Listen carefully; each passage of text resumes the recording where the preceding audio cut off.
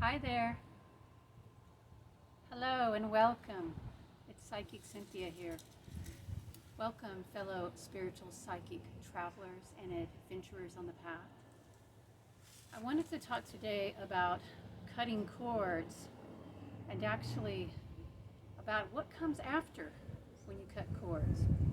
And to be clear on what I'm talking about here, I think that many of you will know right away what I'm talking about, but I'm referring to when we have attachments, um, mainly to people in our lives here, not strange entities. That could be a different video for another time. But when you feel like there are karmic cords or attachments um, to relationships that have become unhealthy, that no longer serve you, so you're going to release that. You're going to cut that.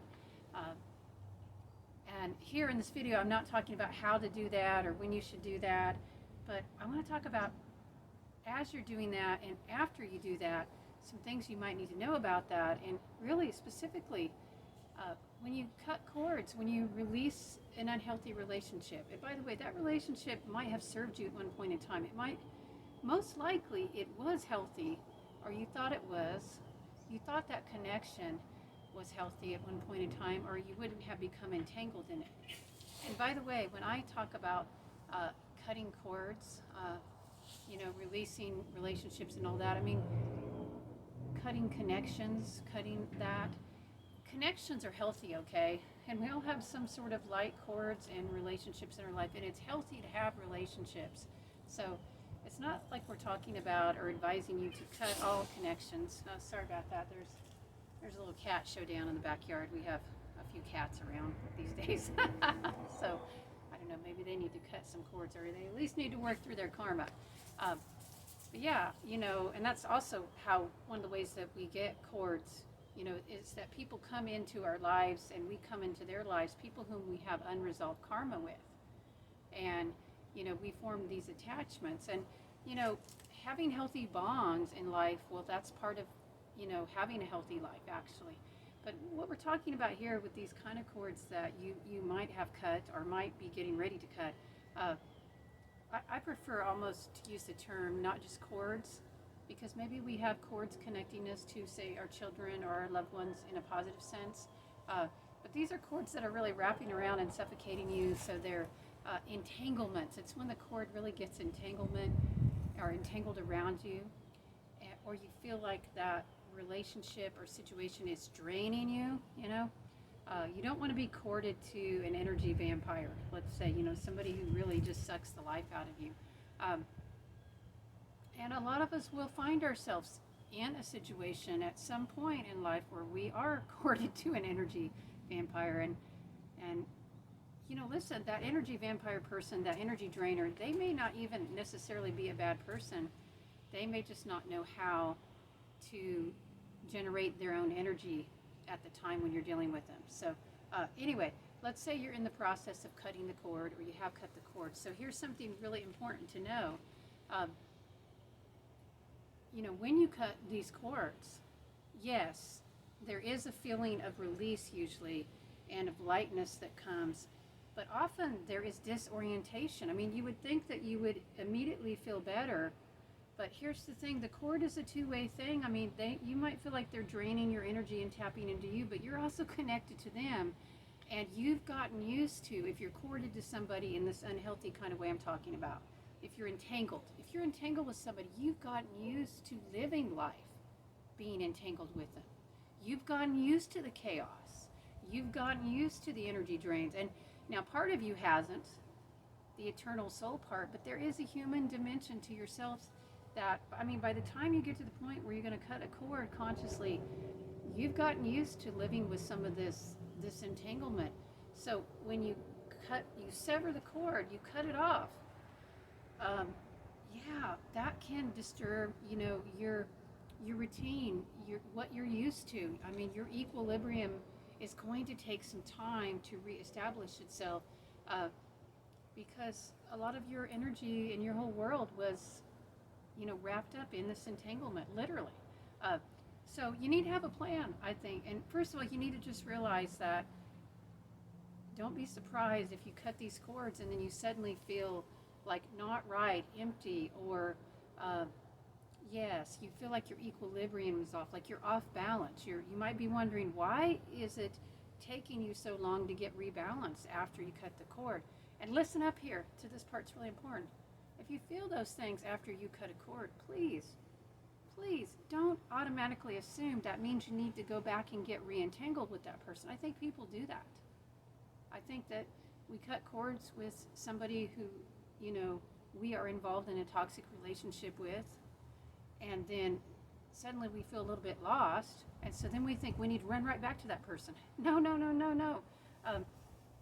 Because you don't want to get in that cycle of re-entanglement, as I call it. Every time you go back and get re-entangled, the tangles get more gnarly, they get more deep, they get more complicated, and more difficult to truly untangle. Because every time you go back, you create more karma within that unhealthy relationship. So don't let that temporary feeling that you might have after you cut a cord of feeling lost or off balance, don't let that drive you back into a toxic or difficult situation for yourself, an unhealthy situation. But what can help with this, what you need, and ideally you would have this before you even worked on cutting the cord, but it's hard, I know, because if you are entangled, it often sucks a lot of your energy. It just drains you and makes it hard to focus on anything but those draining attachments. But as soon as you can, if it's before you cut the cord, maybe this would help give you the courage to cut the cord, to release it, the unhealthy relationship, but certainly as soon afterwards. You need to come up with a plan for what you're going to do. How are you going to help yourself reorientate, get rebalanced? And this is going to be a big part of it, I'm going to tell you, is going to be through establishing and reestablishing healthy relationships with others.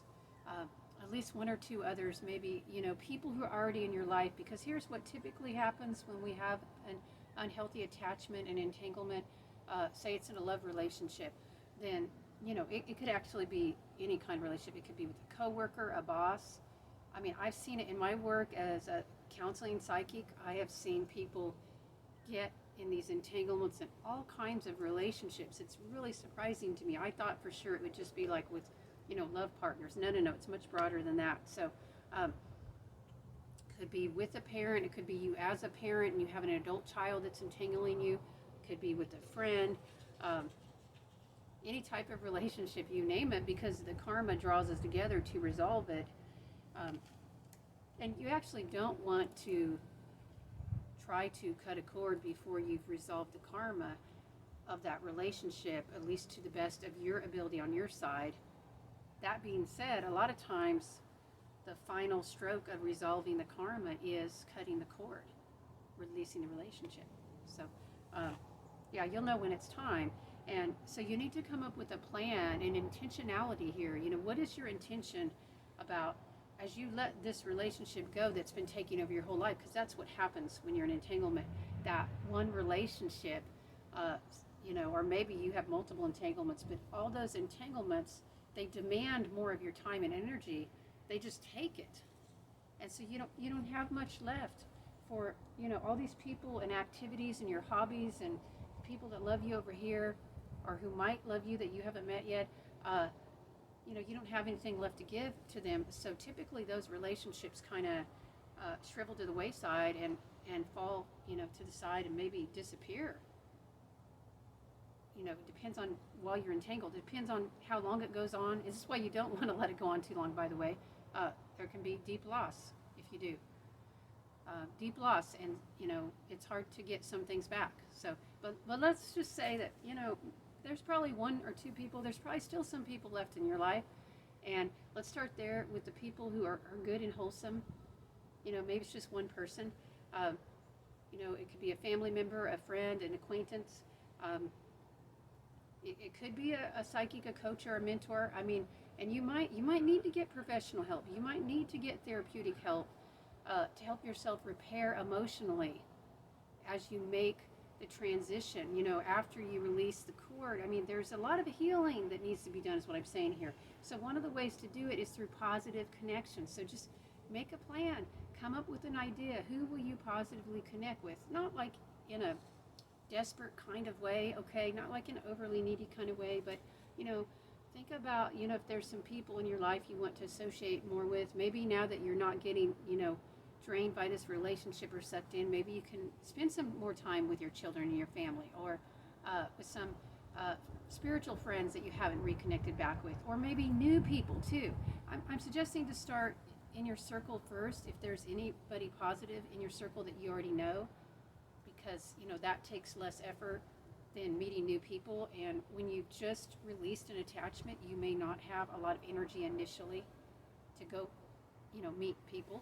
But then again, you should make some effort to meet new people, new positive-minded people, people that are healthy emotionally. They don't have to be perfect, okay? They don't have to be super uber spiritual. It's great if they are, but you know, a lot of people aren't super uber spiritual, but they might still be kind and caring, positive and nurturing for you. So this way you can help rebuild yourself. And then also, get back into your passions, your activities that you love, the healthy ones that nurture you, your purpose, your what brings you joy and pleasure, true joy and pleasure. That's so important after you have cut a cord. You need to let yourself focus on that again. Let yourself take all that energy that was getting drained and put a great deal of it back into pursuing your path, your joy, and really here in this instance, all I mean by your path, yes, it can be a path of service, but maybe even temporarily you might want to focus on your own joy and what brings you joy. And then from there, the path of service can spring forth. It is good to serve others, and I hope that we don't lose that as we move into the age of Aquarius. It's one of the great gifts of the age of Pisces that we're leaving now. Pisces very much understands the value of service to others. So hopefully we can incorporate that lesson of Pisces as we move forward into the age of Aquarius. But, you know, as you, if you're a person dealing with cutting cords, you may not have a whole lot of energy left over for serving others at the moment, because you need to get refilled again. You've been drained. It's like if you've lost a lot of blood, right? If a person has lost a lot of blood, they might need a blood transfusion, medically speaking. So spiritually speaking, emotionally speaking, if you've been drained through a relationship, I mean, especially if you were trying to save that person, you're trying to help them, and they didn't want to be helped or saved. I mean, that is one of the most draining types of situations. And whatever the connection, though, you know, there's a reason you feel like you had to cut the cord, I'm pretty sure. I mean, I hope it isn't just because they didn't tell you what you want to hear. I mean, that's not a reason just to cut a cord. But probably this was a very detrimental situation for you and very depleting. So now you have to build back up your energy, is what I'm saying. So don't be in a hurry to go out and try to save the world. In fact, trying to save the world might be what got you in this situation in the first place with the energy attachment. All right, think about that. Okay, well, on that note, I'm wishing you all the courage and strength and sending you good vibes. And just, I know that you do got this. You can make this transition. You can cut the cords. You just need to think about what you're going to do now afterwards to nurture and uplift yourself, so you don't fall back into those crappy old patterns again and get reattached, you know, in a entanglement kind of way.